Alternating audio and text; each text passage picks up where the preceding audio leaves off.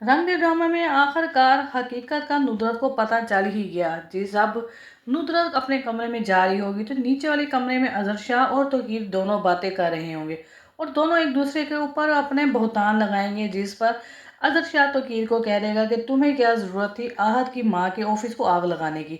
वहीं पर तौकीर अजहर से कह देगा कि तुम्हें क्या ज़रूरत थी एक नौकरानी की बेटी को जिंदा जलाने की। जब एक दूसरे को बहतान लगे हुए नुसरत सुन लेगी तो बहुत ज़्यादा हैरान होगी।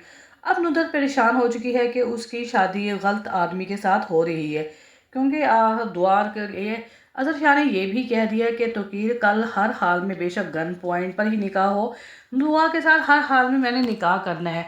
अब नुसरत के पाँव के नीचे से ज़मीन निकल गई। उसे समझ नहीं कि अब वो ऐसा क्या करे, कि आहत को कैसे बताए कि वो ठीक कह रहा था दुआ को, और नुसरत को किस तरह से आहत के हाथों से बचाए। इस वजह से नुसरत फौरी से आहत को फ़ोन करने की कोशिश करेगी।